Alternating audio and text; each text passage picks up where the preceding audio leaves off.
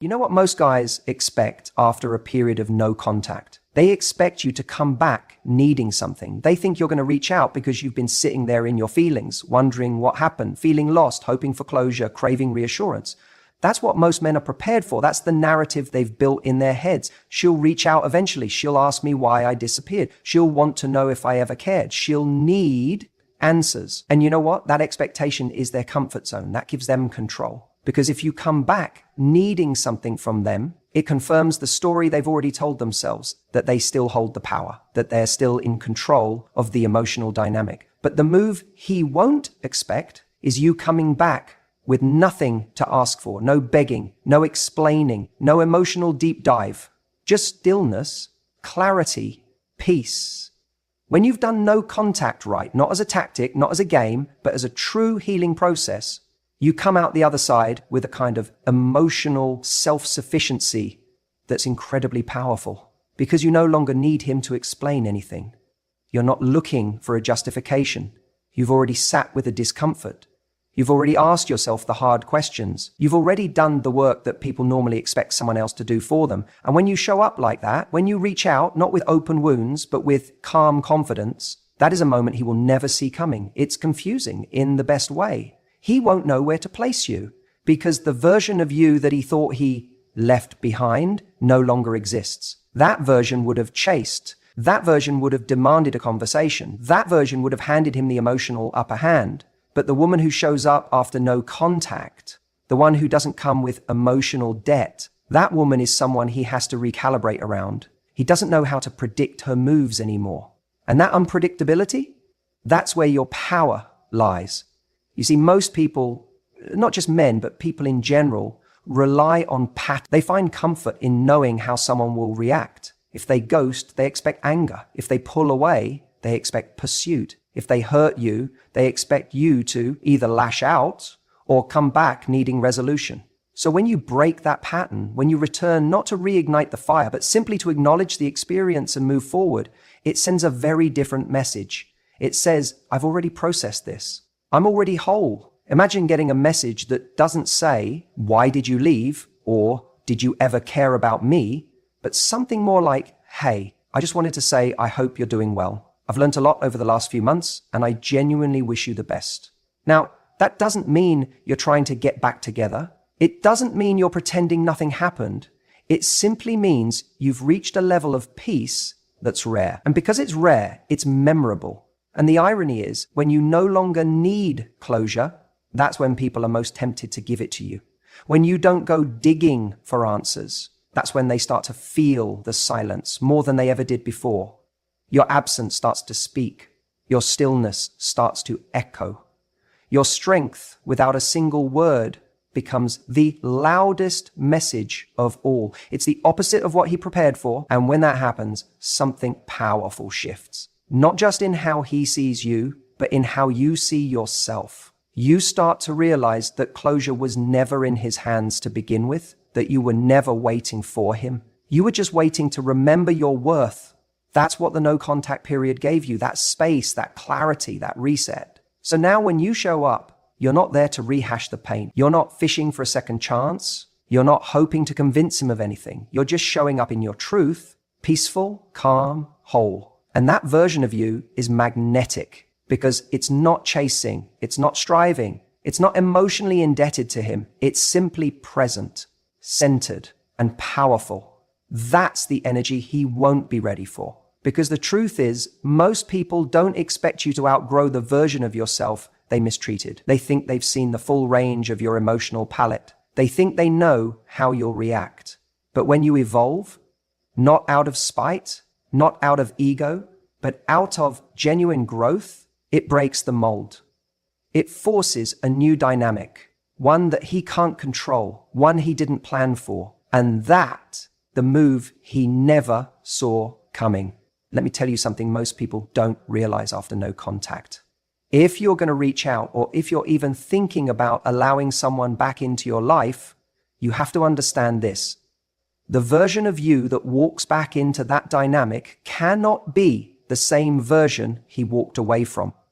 Here's the thing. Most guys assume that if they wait long enough, if they give you space, You'll eventually come back the same. He thinks you'll come back still wondering what went wrong, still needing answers, still hoping that maybe this time he'll get it. But if you want to truly shift the dynamic, if you want to do the one thing he won't expect, you have to become someone he has to earn. He expects you to be passive. He expects the same emotional pattern. He expects that you'll be waiting at the door, even if it's disguised behind a casual message. But that's not who you are anymore. You've taken space. You've done the work. You've gone through the ache of detachment, and you've come out the other side. Now is the moment where you reintroduce yourself, but not with words, with energy, with a calm certainty that says, I'm not here to pick up the broken pieces. I'm here because I've already rebuilt myself. It's not about proving anything to him. It's not about showing him you're better off without him. That still makes him the center of the story. This is about showing up from a place where he no longer gets the privilege of the old version of you, the one who tolerated the bare minimum, the one who confused attention with affection, the one who made excuses for inconsistency. This time, you're showing up as the version of you who knows her value, not in theory, but in practice. The you who no longer entertains half effort, the you who has boundaries, not walls, and standards that reflect a life of self-respect. And here's what's powerful. You don't need to say a word about it. You don't need to post cryptic quotes or tell him you've changed. He'll feel it. He'll feel it in how you speak, in what you don't say, in how little you try to impress him. He'll feel it when you don't rush to fill silences, when you don't cling to the moment, when you don't try to steer the conversation back to what we had. Because the you he's talking to now isn't trying to win him back. She's simply living her truth, and that truth is magnetic. When he realizes that he's no longer the emotional priority in your life, when he sees that your happiness isn't dependent on his validation, something shifts. He starts to realize, wait a minute, I used to have access to this. I used to be the one she shared her heart with, and now she's just here, calm, collected, and completely untethered to my approval. That's the moment the dynamic flips. That's the move he didn't expect. He didn't expect you to come back without the emotional neediness. He didn't expect to feel like he had to step up. He didn't expect that he'd have to work for your attention again. But that's the difference between someone who's just taking space and someone who's evolving during that space. It's tempting to use no contact as a tactic, as a strategy to get someone back. But when no contact becomes a period of growth, real internal growth, you no longer want what you used to want, at least not in the same way. You don't crave the old version of the relationship. You're not just hoping he'll say all the right things. You're watching actions. You're reading energy. You're tuned into how you feel around him. Does this still align with who I'm becoming? And if it doesn't, you're willing to walk. That's the ultimate shift. When you show up and you're willing to walk away, not because you're angry, not because you're playing a game, but because peace has become your baseline, that's when he knows you're different. And I promise you that difference is undeniable. So the move he won't expect, it's not about saying the right thing. It's not even about reaching out or waiting for him to reach out. It's about who you are when the moment comes, when you finally speak again, whether it's a text, a call, or seeing each other face to face. He's expecting the old you, the one who made space for him even when he wasn't showing up fully, the one who tried to smooth things over, the one who deep down just wanted him back. But that woman is gone. Now he's faced with someone who's clear, grounded, emotionally intelligent, and completely unattached to the outcome. Someone who isn't here to convince or chase or negotiate her worth. Someone who makes him realize, if I want to be in her world again, I have to earn my place. And trust me, he won't expect that. He might expect you to come back cold, bitter, defensive, maybe even a little needy. That's the image he has in his mind, because for most people, that's the pattern. After a period of silence, the typical move is to return with emotional baggage. Maybe there's anger still simmering or a hidden hope of rekindling things. Either way, he's expecting something reactive, something that validates the idea that he still has emotional control. But when you come back with peace, when you show up calm, grounded, and radiating self-respect, that's when you completely disarm him. He doesn't expect it because he knows what he left. He remembers the version of you who was trying to make it work even when it hurt. He remembers the you that was giving more than receiving. So when you return, not with a plea, but with poise, it throws him off balance in the best possible way. Now, I'm not saying you need to go out of your way to prove anything. That's the key. You don't prove, you simply are. You let your energy speak before your words do. The moment you message or bump into him or share something online that reflects your current life, the goal isn't to make him jealous. It's to subtly show, I'm good. I didn't just survive, I evolved. And here's the thing, positivity doesn't mean you fake a smile. It doesn't mean you pretend everything was okay. It means you've genuinely taken the time to heal and you've found your peace, not in his absence, but in your own presence. That's rare. Most people use time and distance to ruminate, to replay old memories, to wonder what could have been. But when you use no contact as an actual growth period, not a waiting room, that's when you come back different. Now picture this. He hears from you or sees you out somewhere, and instead of drama or emotional overflow, he gets warmth, grace. You're genuinely happy to see him, not in a take me back kind of way, but in a I wish you well kind of way. That kills the ego, because the ego was prepared for chaos. It was bracing itself to be begged, to be blamed, or to be worshipped. Instead, you offered peace. You offered a mirror that reflects back maturity. And that mirror says, this is who I am now, whether you're in my life or not. What's most powerful in that moment isn't what you say, it's what you don't say. You don't ask, why did you treat me like that? You don't bring up the late night texts he ignored. You don't relive the final argument. Why? Because that version of you, the one who needed those answers, she no longer runs the show. The woman who's standing here now doesn't need closure because she became the closure. And this doesn't mean you're pretending it didn't hurt. It just means you've stopped letting the hurt define your worth. That's what he doesn't expect. That the same woman he thought would spiral without him has built a life she actually enjoys, maybe even more than she did when he was in it. You see, most men don't actually fear losing you physically. What shakes them is realizing they've lost emotional access to you, that even if you were to speak again, it wouldn't feel the same. The dynamic has shifted, the power balance has recalibrated. And that warm, kind, self-assured energy you now carry, that's no longer his to influence, that's yours. Entirely.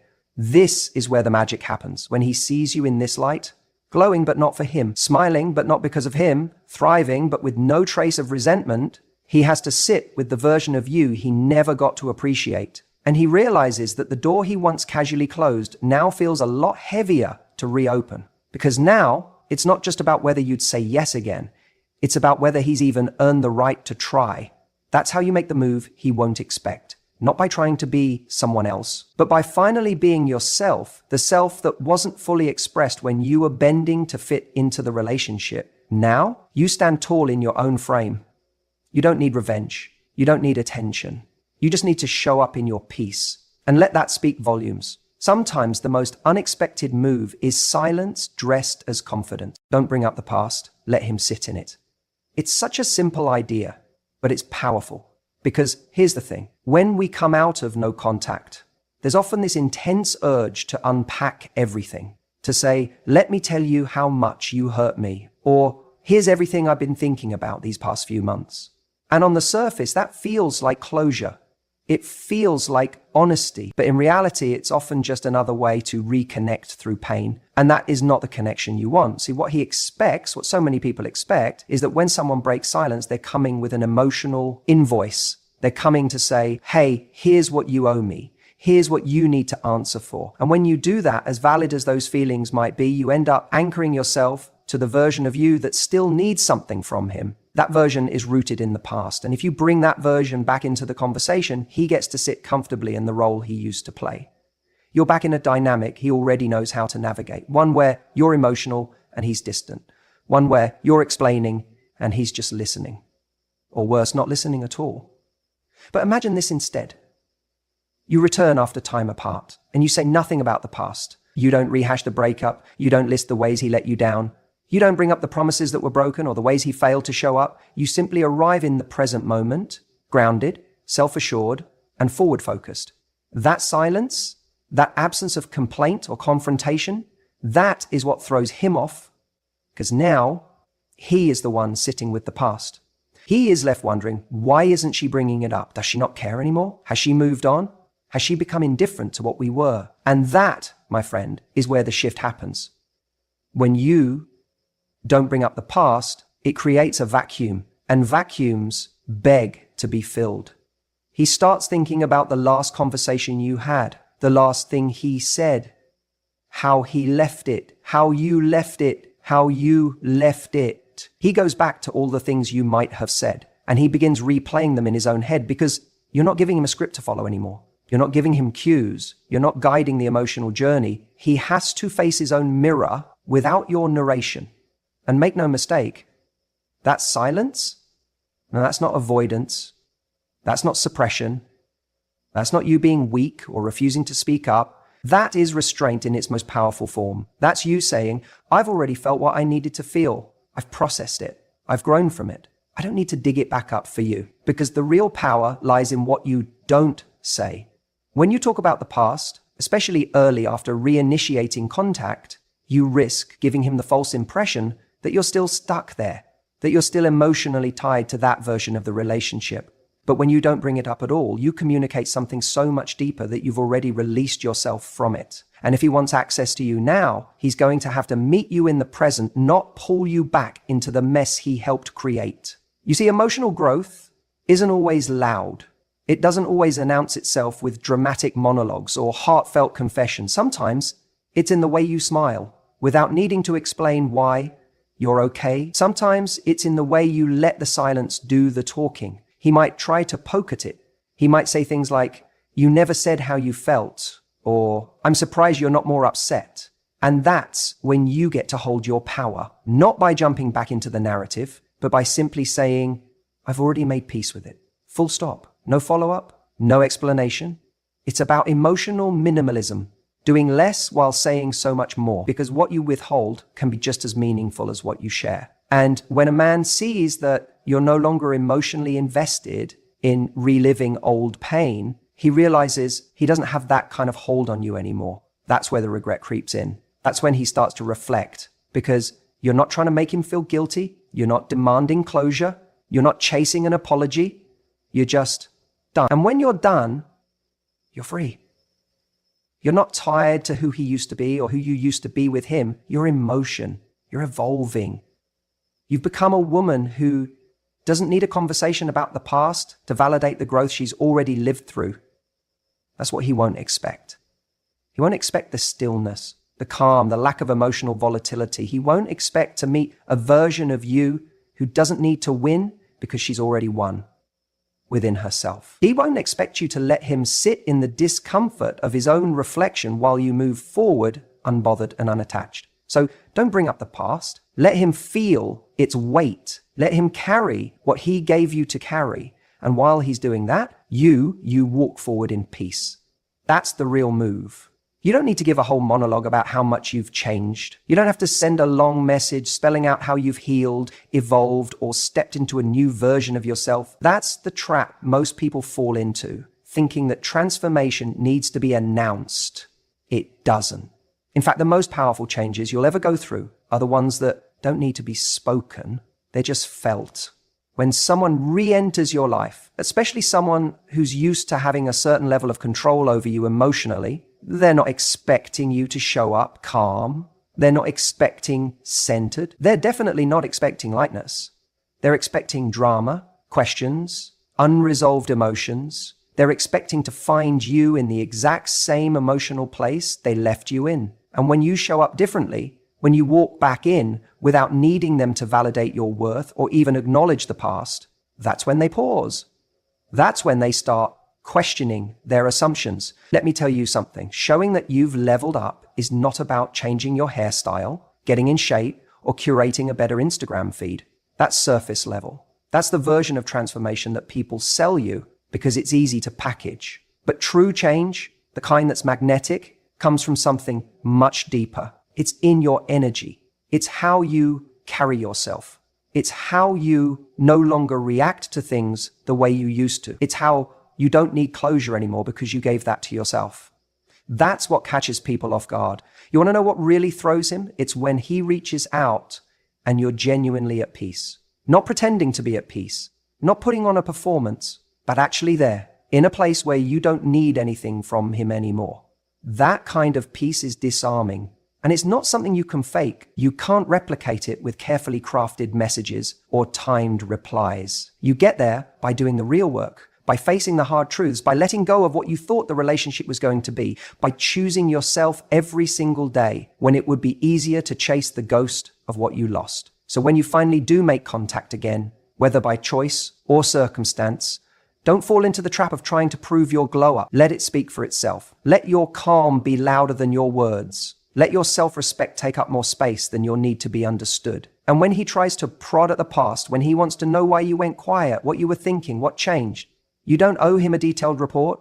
You don't owe him anything that takes you out of the energy you're in now. Because here's the truth. If you've really done the work, you'll realize you're not coming back to the same dynamic. You're not walking into this with the same version of you that once tolerated breadcrumbs, confusion, or emotional inconsistency. You've outgrown the conversations that go nowhere. You've outgrown trying to decode mixed signals. You're no longer interested in proving your value to someone who should have seen it from the start. And when that's the place you're operating from, everything about your presence shifts. You don't chase.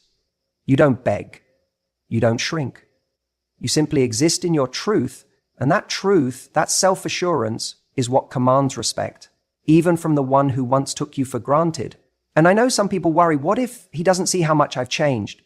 But that's the wrong question. The real question is, does it even matter anymore if he sees it?